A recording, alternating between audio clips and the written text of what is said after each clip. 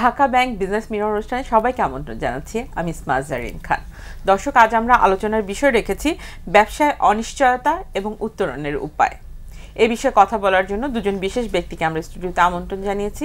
শুরুতেই পরিচয় করে দিচ্ছি। আমাদের সাথে রয়েছেন MS সিদ্দিকী, সাবেক সভাপতি, বাংলাদেশ ইন্ডেন্টিং এজেন্ট অ্যাসোসিয়েশন। আমরা আমাদের মাঝে পেয়েছি মোহাম্মদ নিয়াজ আলী চিশতি, ব্যবস্থাপনা পরিচালক, মর্গেন গ্রুপ। তিনি সাবেক পরিচালক হিসেবে দায়িত্ব পালন করেছেন FBCCI-তে। আমরা চলে যাচ্ছি আমাদের আজকের অনুষ্ঠানে। আপনাদের দুজনকে স্বাগত আমাদের অনুষ্ঠানে আসার জন্য।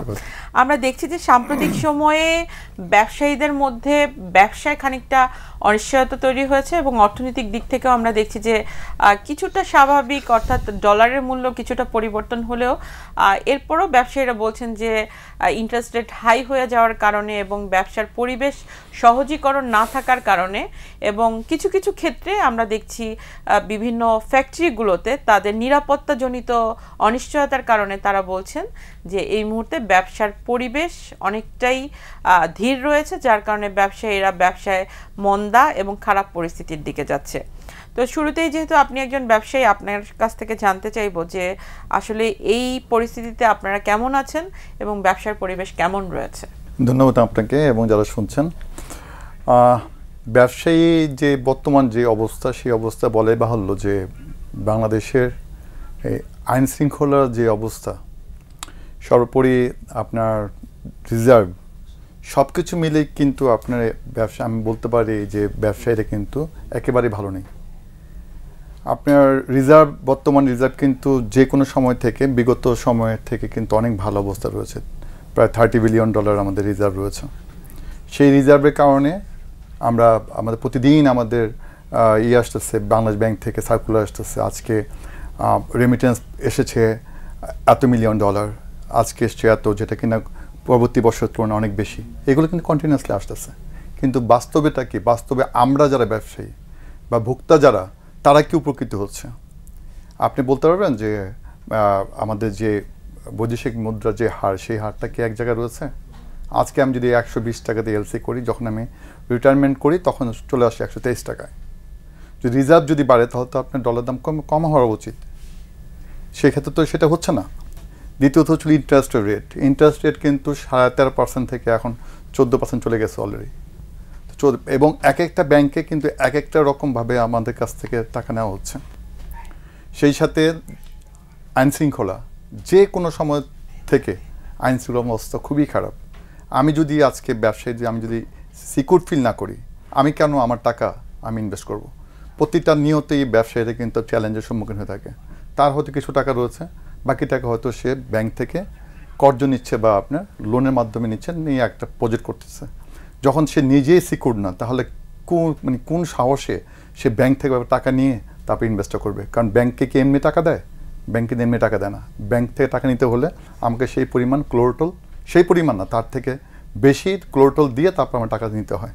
তো সেই জায়গায় কিন্তু আমি স্বচ্ছন্দ বোধ করছি না। কারণ বাংলাদেশের আপনার লিমিটেডটা দেশ, ছোট্টটা দেশ, এই দেশে কিন্তু ভৌগোলিক সীমানা কিন্তু খুবই ক্ষুদ্র। তো আমরা সাধারণত যারা ঢাকাতে থাকি বা চট্টগ্রাম থাকি, মূল ব্যবসায়ীরা কিন্তু বা ইনভেস্টর কিন্তু ওখান থেকেই গড়ে ওঠে। আজকে যে SME, তাদের থেকে তো একসময় একটা কর্পোরেট হবে। সেই SMEদের কি সেই ন্যূনতম সেই সিকিউরিটি কি আছে? যারা কর্পোরেট যারা করে, তাদের হয়তো আপনার বিভিন্ন রকম চ্যানেল আছে, বিভিন্ন রকম আপনার সাপোর্ট আছে, প্যাট্রোনাইজ করে বিভিন্ন রাষ্ট্রযন্ত্র, তারা তাদেরকে প্যাট্রোনাইজ করে। কিন্তু যারা ক্ষুদ্র মাঝারি যারা শিল্প যারা বিনিয়োগ করে, তাদের কি আছে? তারা আজকে আমি হয়তো বা কোনো এক জায়গাতে আশুলিয়া হোক বা টঙ্গী হোক বা আপনি ময়মনসিংহ হোক, আমি ইনভেস্ট করলাম। আগামীকাল যদি ওখানকে স্থানীয় লোক যদি আমার ফ্যাক্টরিটা বন্ধ করে দেয়, কে আসবে আমাকে বাঁচাতে? এইগুলো থেকে আপনার পরিত্রাণ পেতে হবে। তাহলে কিন্তু আপনার নতুন ব্যবসার সৃষ্টি হবে, নতুন সুযোগ সৃষ্টি হবে। অফুরন্ত সম্ভাবনা কিন্তু আমাদের দেশ, অফুরন্ত সম্ভাবনা। যেটি আসলে বলছিলেন যে অনিশ্চয়তার জায়গা তৈরি হয়েছে তখনই যখন অর্থনৈতিক নিরাপত্তাটা ওনারা পাচ্ছেন না এবং ফ্যাক্টরিগুলো যারা ম্যানুফ্যাকচারার, তারা যখন তাদের ওখানকার নিরাপত্তাজনিত কারণে ফ্যাক্টরিগুলো ওপেন রাখতে পারছেন না বা অনেকের বন্ধ করে দিতে হচ্ছে, তখন কিন্তু তাদের মধ্যে একটা অনিশ্চয়তা তৈরি হচ্ছে। একটু আপনার কাছে জানতে চাই যে রাজনৈতিক স্থিতিশীলতা আসলেই কি আসলে এই সকল ব্যবসায়ীরা ভালো থাকতো, নাকি আসলে বর্তমানে তো সংস্কারের কাজ চলছে, অনেক ক্ষেত্রেই সংস্কার হচ্ছে, তো যেই সমস্যাগুলো ওনারা বললেন সেখান থেকে উত্তরণের আসলে উপায়টা কি? রাজনৈতিক স্থিতিশীলতা তো দরকার। এখন তো দেশে একটা অস্থায়ী সরকার, ইন্টারিম গভর্নমেন্টের সময় আসলে একটা অনিশ্চয়তা থাকে। সেই অনিশ্চয়তা হচ্ছে যে এরপরে একটা সরকার আসবে, রাজনৈতিক সরকারের পলিসি কি হবে। কারণ আমাদের দেশের একটা সমস্যা হচ্ছে যে আপনি পলিটিক্যাল পার্টিগুলোর ইলেকশন ম্যানিফেস্টো যদি দেখেন, সেখানে দেখবেন যে অর্থনীতি নিয়ে খুব বেশি কথা থাকে না। তার মানে ইকোনমিক পলিসিটা কি হবে এইটা আমরা বুঝতে পারছি না। তো নতুন সরকার আসলে ওরা যখন কাজ করতে শুরু করবে তখন আমরা বুঝতে পারবো। আর দ্বিতীয় অনিশ্চয়তা এখন বেশি করে আরেকটা অনিশ্চয়তা দেখা দিয়েছে, সেটা হচ্ছে যে আমেরিকার যে ট্যাক্স পলিসি, শুল্কটা আমাদেরকে একটা অনিশ্চয়তার ভেতরে ফেলে দিয়েছিল। আমরা একটা নিশ্চিত এখন হয়েছে যে আমরা একটা জায়গায় আছি এবং বেটার পজিশনে আছি। আমরা নেগোসিয়েশনে ভালো করেছি, অন্যান্য আমাদের সাথে যারা কম্পিটিটর তাদের থেকে আমাদের অবস্থানটা একটু ভালো। আর উত্তরণের উপায় বলছেন, এমনিতে কতগুলো আমাদের পার্মানেন্ট কিছু সমস্যা, আনসার্টেনিটি আছে, যেমন রেগুলেটরি আনসার্টেনিটি। আমাদের দেশের আইন কখন যে আইন পরিবর্তন হয়ে যাবে, আর আইনের যে প্রয়োগ, এমনিতে এমনভাবে জটিল আইন করা আছে, এগুলো এমনভাবে প্রয়োগ করে যে এক একজন অফিসার এটাকে এক এক রকম ইন্টারপ্রিট করে। আর আরেকটা হচ্ছে যেমন ধরেন বিনিয়োগকারীদের কে একটা যে লোকাল অথবা বিদেশি বিনিয়োগকারীদের জন্য একটা নিশ্চয়তা দিতে হয় যে তুমি একটা ইন্ডাস্ট্রি লাইফ সাইকেল ধরেন 15 বছর, এর বেশি হয় না। 15 বছরের ভিতরে বা 10 বছরের ভিতরে এটার যত টাকা ইনভেস্ট করবে সেটা প্রফিট সহ এন্টারপ্রেনাররা পেতে হবে, সেখান থেকে তুলে নিয়ে আসতে হবে। এরকম একটা কেউ তুলে নিয়ে যায় না, এক্সপানশন করে, কিন্তু ক্যালকুলেশন যখন করে তখন এইভাবে ক্যালকুলেশন করতে হয় যে 10 বছর বা 15 বছর আমার ক্যাপিটাল এবং প্রফিটটা আমি তুলে অন্য একটা জায়গায় ইনভেস্ট করতে পারবো। আমাদের এখানে রেগুলেটরি আনসার্টেনিটির জন্য সেটা করা যায় না। যেমন ধরেন মিরসরাই ইপিজেটের ব্যাপারে আমাদের সরকার ঘোষণা করলো, বিদেশিদেরকে বলল যে তোমাদের কাছে উপর কোনো এডিশনাল ভ্যাট ট্যাক্স আমরা ইম্পোজ করবো না। কিন্তু একটা পর্যায়ে এসে দেখা গেল মিরসরাইতে যখন জায়গা লিজ নিল, তখন ইনভেস্টরদেরকে বললো যে তোমরা যে এখানে ইনভেস্ট করেছো এটার উপর ভ্যাট দিতে হবে।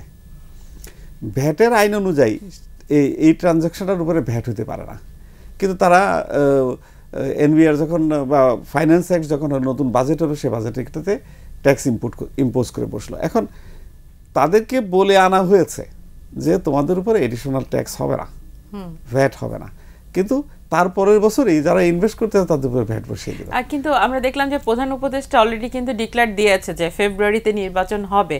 তো নির্বাচন যদি আসলে হয় তাহলে কি আপনার কাছে মনে হচ্ছে যে এই বিনিয়োগের যে আমরা দেখছি যে বিনিয়োগ আসছে না বা স্থবিরতা এবং এই ব্যবসায়ীদের যে অনিশ্চয়তার একটা জায়গা, সেটি কি কেটে যাবে? নতুন বিনিয়োগ কি আসা শুরু করবে? সেটা অ্যাপারেন্টলি মনে হচ্ছে, কারণ একটা ইন্টারিম গভর্নমেন্ট থেকে আরেকটা পলিটিক্যাল গভর্নমেন্টের উপর মানুষের আস্থা বেশি থাকে। এই জন্য যে অ্যাটলিস্ট আমরা বুঝতে পারি এই গভর্নমেন্ট আছে মাত্র আর 6 মাস বা 7 মাস, সে ফর এক্সাম্পল, কিন্তু আগামী যে গভর্নমেন্ট আসবে আমরা ধরে নিতে পারি 5 বছর থাকবে মিনিমাম, তারা ইলেক্টেড হয়ে আসবে।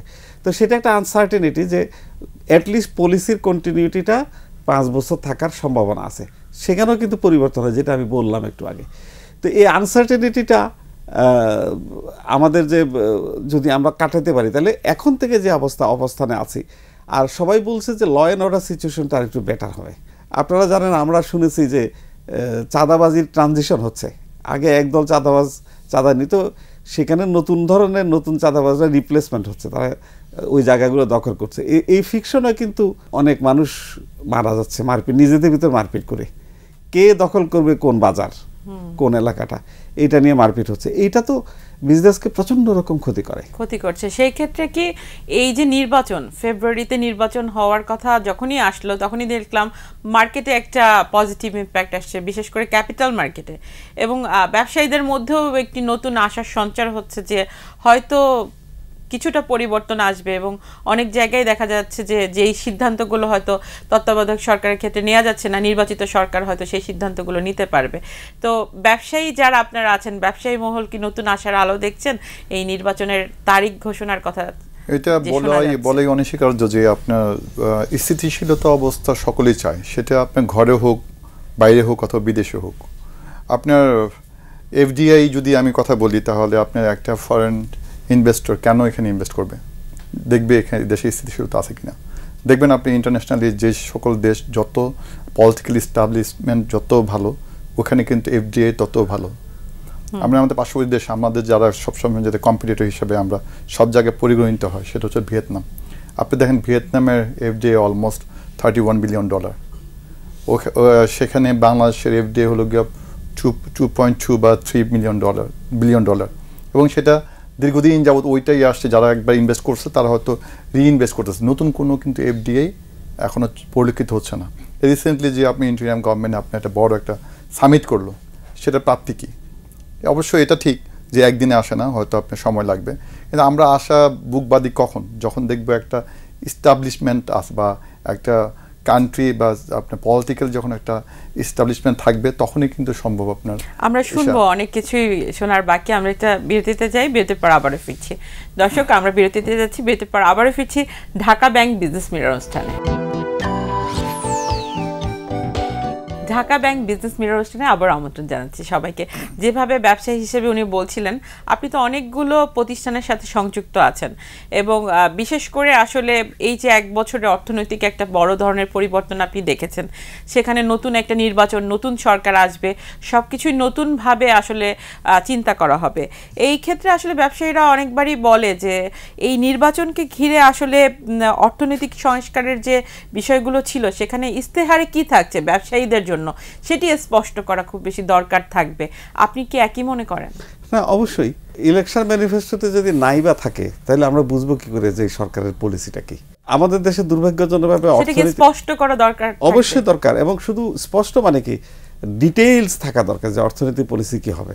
যেমন আমাদের এফডিআই এর পলিসি কি হবে, আমাদের ট্রেড ফ্যাসিলিটেশন কি হবে, আমরা সামনে যে এলডিসি গ্রাজুয়েশন আছে, এটাকে এই চ্যালেঞ্জটাকে কীভাবে ফেস করবে। যেমন ধরেন এই ধরনের অনেকগুলো ব্যাপার আছে, এই ব্যাপারগুলো তো স্পষ্ট আমাদেরও জানা দরকার, বিদেশি ইনভেস্টরদের জানা দরকার, বিদেশি সরকারগুলোরও জানা দরকার। এবং সামনে তো আমাদের অনেক ক্ষেত্রেই যারা আমাদের কান্ট্রিগুলো পার্শ্ববর্তী আছে, তাদের ক্ষেত্রে অনেক কিছুতেই তো আমাদের নেগোসিয়েশন করতে হবে। সেই জায়গাগুলোতে তো আমাদের স্পষ্ট নীতিমালা থাকতে হবে যে আমরা আসলে কোন জায়গায় কোন কাজগুলো করব। সেই ইস্তেহারগুলো আসলে ব্যবসা বান্ধব কিনা, এজন্য কি ব্যবসায়ীদের সাথে বসার প্রয়োজন আছে? অবশ্যই প্রয়োজন আছে, তাদের কাছ থেকে শোনা দরকার আছে। তো সেটা কোনো সরকারই সঠিকভাবে করে বলে আমি দেখি নাই অন্তত। কিন্তু ব্যবসায়ীদের মতামত অবশ্যই নেওয়া দরকার। আর সবচেয়ে বড় কথা, শুধু ব্যবসায়ীদের মতামত না, এটা গ্লোবাল যে আমরা তো পৃথিবীর বাইরের একটা অংশ নই। যেমন ট্রাম্প তার দেশে কি প্রোডাক্ট যাবে, সেটার উপর কি ট্যাক্স বসাবে, সেটা নিয়ে আমাদের মাথা ব্যথা শুরু হয়ে গেছে। এটার অর্থ কি? অর্থ হচ্ছে যে অন্য দেশের অর্থনীতির সাথে আমাদের অর্থনীতি সম্পৃক্ত, এটার সাথে একটা রিলেটেড। এখন আমাদের ইকোনমিক পলিসি কি, আমাদের ট্যাক্সেশন পলিসি কি, এটা অন্যরা জানতে হবে। আবার অন্যদের পলিসি কি, সেটা আমাদের জানতে হবে। এবং আমাদের কিভাবে আমরা দেশটা পরিচালনা করব, আমাদের ব্যাংকিং সেক্টরে কি পরিবর্তন আনবে সরকার, বা এই যে এখন যে রিফর্ম চলছে, এই সরকার কিন্তু ভালো ভালো রিফর্ম করছে ফাইন্যান্সিয়াল সেক্টরে। 5টা ব্যাংকে একটা ব্যাংক করে ফেলবে, কতগুলো ব্যাংক যেমন ডলার কনভার্সন মার্কেট বেস করে ফেলেছে। এটা এত বছর ধরে 4-5টা সরকার 2003 সাল থেকে সাহস করে নাই, এই সরকার কিন্তু করে ফেলেছে। কিন্তু সেই নির্বাচনের সাথে আমরা শুনছি যে এফবিসিসি এর নির্বাচনের কথা ছিল এবং সাম্প্রতিক সময় আমরা দেখি যে সেটি স্থগিত করে দেওয়া হয়েছে। তো বর্তমানে তো আপনার ব্যবসায়ীদের কোনো প্ল্যাটফর্মে নেই। আপনার এই ব্যবসায়ীরা কথা কোথায় বলবে? ব্যবসায়ীদের যে বিভিন্ন রকম দাবি দাওয়া থেকে শুরু করে বিভিন্ন অসুবিধার সম্মুখীন হয়েছে বা হচ্ছে প্রতিনিয়ত, এখন আমাদের কোনো প্ল্যাটফর্মে নেই যেটা কিনা যেখান থেকে ভয়েস রেজ করা যায় বা একটা আমাদের দাবি তোলা যায় বা আমরা কি সমস্যা রয়েছে। আপনি কি বলতে পারেন যে আপনার এই 5ই আগস্টের পরে এই যে আজকে একটা বছর অতিক্রম আমরা করলাম, সেখান থেকে আপনার ব্যাংক, বিমা, কাস্টমস, এনবিআর কোথায় আপনার উন্নয়ন হয়েছে বা কোথায় আপনাদের এবিসিসি নেতৃত্ব নতুন নেতৃত্ব কবে আসতে যাচ্ছে অনেক ব্যবসায়ী জানতে চায়, কারণ ভয়েস রেজ করার তো প্ল্যাটফর্ম থাকতে হবে যেখান থেকে তারা কথা বলতে পারবে। সেটি নেতৃত্বের যে আপনাদের এখন টানাপোড়েন চলছে সেখান থেকে উত্তরণের কি উপায়? একটা ভালো সংস্কার হয়েছে বিসিসিতে বলে বাহুল্য, যে এখানে আপনি ইতিপূর্বে যেটা ছিল না, আপনার ইতিপূর্বে আপনার গভর্নমেন্টের হায়ার অথরিটি থেকে আপনার বিশেষ করে প্রেসিডেন্ট, সিনিয়র ভাইস প্রেসিডেন্ট এগুলো সরাসরি রিক্রুট করা হতো, সরকারের মদতপুষ্ট কিছু লোককে করা হতো, কিন্তু এবার কিন্তু সরাসরি ভোটের মাধ্যমে আপনি এগুলো সিলেকশন হবে, স্পেশালি আপনার প্রেসিডেন্ট, সিনিয়র ভাইস প্রেসিডেন্ট এবং প্রত্যেকটা পোস্টে কিন্তু আপনার সরাসরি নির্বাচন হবে। এতে যেটা আশা করা যায় সেটা হলো গিয়ে আপনার প্রকৃত যারা ব্যবসায়ী এবং যারা আপনার ব্যবসায়ীদেরকে আপনি ওন করতে পারবে তারাই কিন্তু আশা করা যায় তারাই আপনার এই প্রেসিডেন্টে আসবে এবং সেক্রেটারি আপনার সিনিয়র ভাইস প্রেসিডেন্ট থেকে শুরু করে অন্যান্য পোস্টগুলোতে আসবে। এটা আমি মনে করি যে এটা ভালো একটা দিক হবে, যারা কিনা তৃণমূল পর্যায়ে আপনি একটা কানেক্টিভিটি থাকবে সরাসরি আপনি ইয়ের সাথে, সভাপতির সাথে। পূর্বে কিন্তু সেটা পরিলক্ষিত হয়নি, যেহেতু আপনার আগে পলিটিক্যাল গভর্নমেন্ট দ্বারা রিক্রুট করা হতো সভাপতি, কাজেই আপনার সে ওইভাবে আপনার এবারে তো আপনাদের নিয়মগুলো একদম তৃণমূলের সাথে আপনার কমিউনিকেট ছিল না, নিয়মটা এটা চেঞ্জ হয়েছে।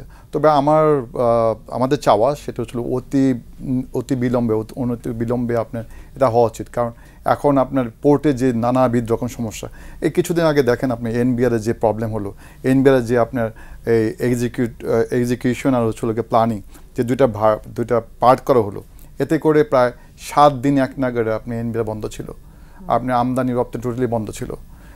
ওই সময় পোর্টে আপনার পোর্টে একটা কন্টেনার জট ছিল এবং বাইরের যে কন্টেনারগুলো আমাদের প্রোডাক্টগুলো আপনি নিচ্ছিল না, কারণ হচ্ছিল গিয়ে আপনার বিশাল বড় আপনার কিউ ছিল আপনার চিটাগাং পোর্টে।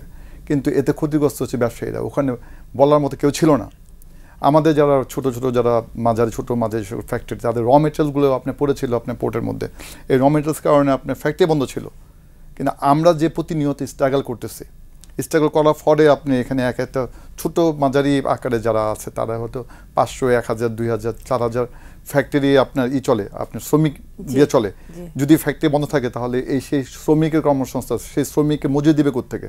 আজকে যদি আপনি শ্রমিকের মজুরি না দেন, কালকে আপনার ফ্যাক্টরি ভাঙা হবে, কালকে আপনার ফ্যাক্টরি আপনার সবাই গিয়ে ধরবে এবং আপনার আইন শৃঙ্খলা বাহিনী তখন কিন্তু শ্রমিকের পক্ষে কথা বলবে। কিন্তু আমরা যে তাকে ওয়েজেসটা দেবো, সেই ওয়েজেসটা কোথেকে দেবো? এগুলোতে কোনো ভয়েস ছিল না। তো আমাদের চাওয়া হচ্ছিল অনতিবিলম্বে বিসিসিআইকে যেন একটা ফর্মে আনা হয় এবং ইলেকশনটা দেওয়া হয়, যেন ব্যবসায়ীদের একটা ভয়েস থাকে, নেতৃত্বের জায়গা যাতে শূন্য না থাকে। আর কিন্তু সাম্প্রতিক সময়ে আসলে আমরা যখন দেখছি আমাদের প্রধান যিনি অর্থ উপদেষ্টা, তিনি বলছেন যে অর্থনৈতিক ঝুঁকি খানিকটা মোকাবেলা করে বর্তমান অর্থনীতি খানিকটা স্থিতিশীলতার দিকে যাচ্ছে। তো সেই ক্ষেত্রে আসলে নির্বাচনের পূর্ববর্তী সময় আমরা দেখি সবসময় বিনিয়োগ খানিকটা ঝুঁকিপূর্ণ থাকে। তো এই যে ফেব্রুয়ারিতে যদি ইলেকশন হয়ও, তার আগে কিন্তু 6-7 মাস সময় আমাদের হাতে আছে। এই টাইমটা তো অনেকেই হয়তো পর্যবেক্ষণ করবেন, যারা ব্যবসায়ী মহল আছেন তারাও বিনিয়োগ করার সাহস পাবেন না এবং অন্যান্য বিদেশি বিনিয়োগকারীরাও তারা এই সময়টা হয়তো এই 6-7 মাস সময় পর্যবেক্ষণ করবেন। তখন আসলে অর্থনৈতিক যে মুভমেন্টটা, এটি তো খানিকটা স্থবির অবস্থায় থাকবে।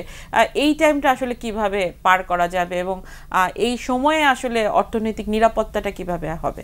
আপনাকে এই প্রসঙ্গে একটু বলি, সেটা হচ্ছে যে গত 1 বছরে বা আগামী 6 মাসে এই সরকার অনেক নির্বাচিত 5 বছর সরকার থেকে বেশি রিফর্ম করেছে।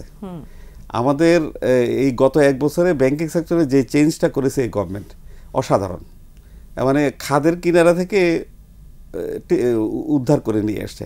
এবং অর্থনীতিতে ম্যাক্রো ইকোনমিক যে ইয়েগুলো তো কিন্তু খুবই স্টেবল, রিজার্ভ বেড়ে গেছে, ইনফ্লেশনটা 12.5 থেকে কমে এখন 8.5 আসছে এবং এটা ইলেকশন পর্যন্ত যেতে যেতে এটা 7.5 আসবে বলে আশা করা যাচ্ছে। যেদিন 7.5 আসবে সেদিন অন্তত 1% পলিসি ইন্টারেস্ট রেট কমে যাবে। তার মানে প্রায় ব্যাংকের লোনের ইন্টারেস্ট রেটটা কিছুটা অংশ 1-2% কমে যাবে। এটা সরকার অলরেডি পলিসি ডিক্লেয়ার করেছে। আরও কতগুলো ইন্ডিকেটরে সরকার কিন্তু একটা স্টেবিলিটি এনেছে, যেমন শেয়ার মার্কেটে কিন্তু একটা পজিটিভ ট্রেন্ড দেখা দিয়েছে। এটা ইলেকশন ঘোষণার ব্যাপার না, কিন্তু ওইখানে অনেক কিছু পলিসি চেঞ্জ হয়েছে, অনেক মানুষজনগুলো চেঞ্জ হয়েছে করতে যায়। আমরা অনুষ্ঠানের একেবারে শেষ দিকে একটু জানতে চাইবো যে যেহেতু হাতে আমাদের নির্বাচনের আগে সময় আছে, এই ক্ষেত্রে অর্থনৈতিক সংস্কারে ব্যবসায়ীদের জন্য যদি আসলে তত্ত্বাবধায়ক সরকার বেশ কিছু সংস্কার করে রেখে যেতে চায়, যেটি আগামী সরকারে আসলেও এই ব্যবসায়ীদের সুরক্ষা দেওয়ার জন্য সেগুলো কাজ করবে, সেখানে মোটা দাগে আপনারা কি কি চাইবেন? ডেফিনেটলি আপনার ওয়ান স্টপ যে আপনার সার্ভিস, সেটা কিন্তু আমরা মানে আমলাতান্ত্রিক জটিলতা যাতে না আসে বিগত প্রায় 1 বছর যাবত সেটা কিন্তু এখনো পরিলক্ষিত হয়নি।